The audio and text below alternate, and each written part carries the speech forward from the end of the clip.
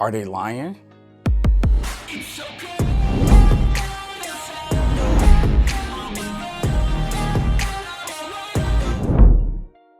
What's up, everyone? Devon Digital here. And listen, man, you already know, if you're at this channel, I am one of those people who like to tell you what it is, how it is, and keep it real 100% of the time. So there's a lot of stuff going on about the Pixel. And, you know, again, I'm never really sitting here defending the Pixel and Google and whatever, because they make a lot of bad decisions that I do not agree with. And on this channel, sometimes I'll talk about that, and sometimes I don't. But most likely, I always try to give constructive criticism to, you know, Google and everything else. So what we're here to talk about is some things that people keep saying that I feel like is not all the way true. And the first thing is Pixels overheating. I think that people throw that term out there so loosely, not understanding what overheating really means. So I used to own a Canon R6, and my Canon R6, I got the Mark II version now, which is a lot better when it comes to overheating. But the Mark I version of that overheated a lot when I was shooting 4K video outside. And what happens when it overheat, it completely shuts down. And I'm not talking about heat warnings that the Pixel receives. Like when I'm out there with my Pixel and it's hot outside, I get warnings saying that the phone is a little bit hot. But the phone has never shut down, meaning that it overheated, it exerted itself where it shuts down. So when people always say that Pixel phones overheat, they're always talking about it gets hot, it may throttle, or, you know, things, you know, that's it pretty much. It gets hot and throttles, but it never really shuts down. Now, I'm not saying that that's not all true. There's probably people out there who own a Pixel and it has shut completely down on them. I'm not denying that, but I think that a lot of people really just throw the term overheating out there as if the Pixel, every time that the Pixel gets warm or hot. Now, I do own an iPhone. Same thing happened with my iPhone. It gets really warm, gets really hot due to the weather outside, but it never overheated on me. It never shut down. And my Pixel also has never shut down. So I think when people always talk about overheating, their mind go to the phone being really hot and it throttles. That's just pretty much the warnings letting you know, if you keep doing whatever it is that you're doing on this phone, eventually it's going to shut down due to heat. I mean, come on. How many times have some of you left your phone in the car in the summer or hot weather, and you went back to it, you were trying to find it, you were trying to locate your phone and you couldn't find it? And it happened mostly with my iPhone. Not saying that my iPhone is bad with heat. I mean, it is bad with heat. People do know that. But I'm only saying it happened with my phone because that's the phone that I'm most likely to leave in my car, because, you know, I carry two phones, but sometimes I just don't want to have two in my pocket. So I leave my second phone in the car, which is my iPhone. It's been plenty of times that I was like, oh my God, and I'm checking my pockets and I'm looking for my phone. I don't know where it's at. And then I left it in the hot car. I go in there trying to look for it on Find My on my Pixel phone or something like that, and I can't, you know, it tells me the last location, but I'm trying to like ring it. Didn't realize that it was so hot that the phone just went ahead and shut itself down. So when you turn on the screen, it got the little thermometer thing up there, the little temperature gauge. You already know what I'm talking about. And it tells you cool down your phone. So once I cool the phone down, then it powers on. That is the definition of overheating, when your phone completely shut down. Now, in normal usage with my Pixel phone, it has never done that. But if I was to leave it in a hot car or in a hot climate all the time, where if it's something I'm doing up there, like running Google Maps, running other programs, playing a game, and I don't know, watching a video, just all this extra stuff in the heat, eventually the phone's gonna keep warning me about the heat.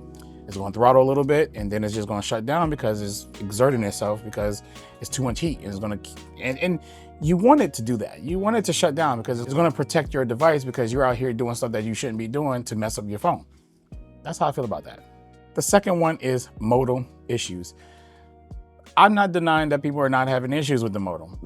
Again, I'm not trying to debunk anybody and say that you're lying, but I've been dealing with Pixels since the 6 hardcore. I'll say that, hardcore with Pixels since the 6 series. And I haven't had any issues at all with the modems in my area, not once. In fact, still to this day, my Pixel phones get better signal than my iPhones, period.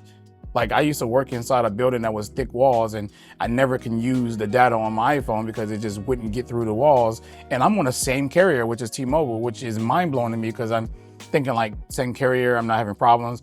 I had other friends in there who had iPhones who was on different carriers like Verizon. They was all having issues, stuff like that. And I was like, I kept joking them, talking about, like, you need to switch to Android. You need to switch to Android. Because, you know, the only working phone in the building was really like my Pixel when it came to like, you know, the data being fast and everything. Like, it just worked normal.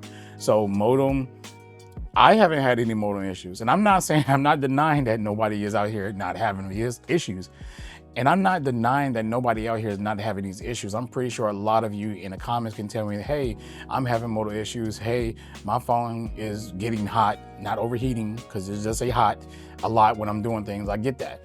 But as far as modem, signal has been like strong for me, and haven't had an issue on any of my Pixel phones so far, and knock on wood, because I don't want to have any signal issues. The third thing would be apps crashing. I hear a lot of people say that my Pixel apps crash a lot. It just crashes, and I gotta reopen, all stuff like that. Come on, man. Let's just be 100, right? If that is happening, let's just say this. Let's just say in a normal world, when is that normal behavior? If you get a phone and the apps are crashing consistently, you find yourself every day, all day, having to reopen, force close, do whatever it is that you're saying, because this is what the people be saying up here in these comment sections in my videos and sometimes on Twitter, saying that how bad the phone is and talking about app crashes. That's not normal behavior, right? That's not normal behavior for any phone. And just because your phone is doing it doesn't mean that all Pixel users are experiencing the same thing that you're experiencing. Let's just say that maybe, just maybe, you got a bad phone. Let's just say maybe you have a road app causing this, whatever like that, because we all install different things. Maybe you modified something. Maybe you did something. Maybe you didn't do anything at all. Maybe it is that you just got a bad phone. When stuff is abnormal, I don't like to blame it on the company or the phone itself, because stupid things do happen. You can buy a product and it perfect, like my DJI Pocket, right? I got a DJI Pocket 3. It works totally fine. It worked totally fine. Eventually the screen stopped working. So I can't sit there and, the screen, the little flippy screen, you know what I'm talking about.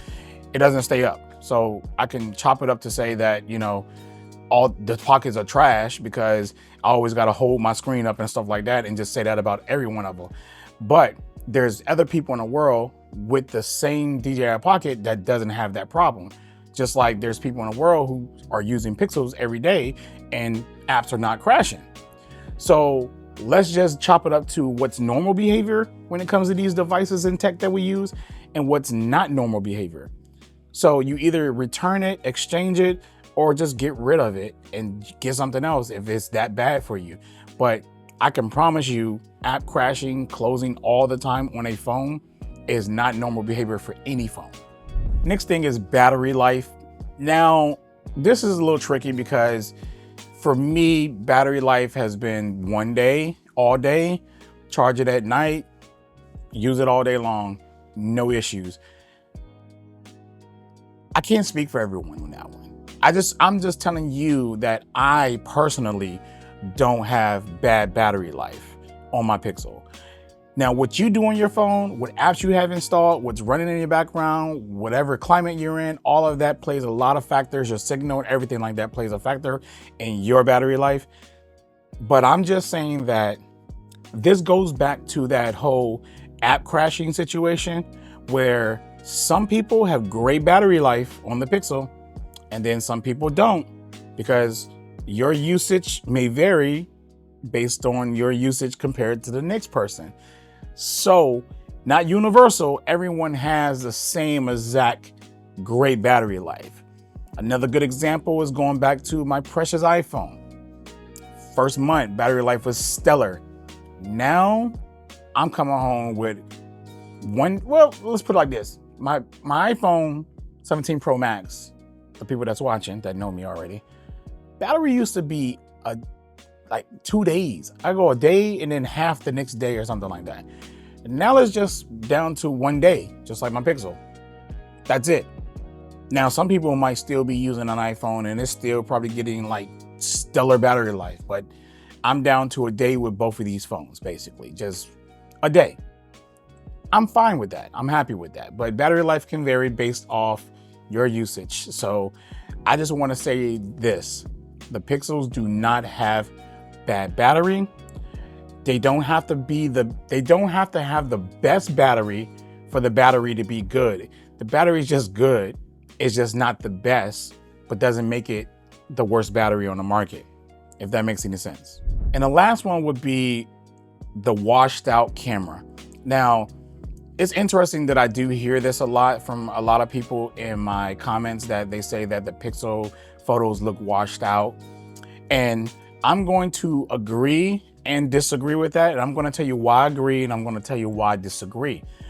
One, why I agree with that is that whenever I'm out here doing my photo tests between, like, let's just say my iPhone and my Pixel, and now I just picked up the S26U, I'll be doing that. Now, Google has more of a natural, what you see type processing, and that may be boring to your eye, while Apple punches like those warm tones a lot. So some people love the punch of the warm tones that kind of give the picture a little bit more character. So the reason why I say I agree with them, because I think that the people who are saying that maybe have access to another phone that's near them, or, you know, whatever, because we're all in the tech community. So some people have used other phones and, you know, other different devices, and probably have two in their hand.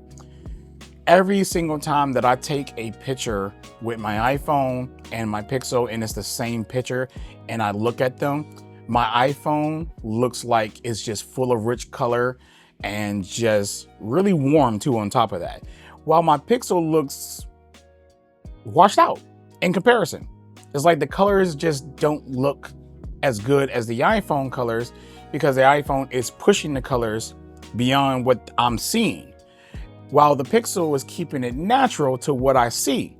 So that's why I agree, because I think that for the most part, people are looking at it in that way. I could be wrong, but I just think so, because that's when I see the washed out look.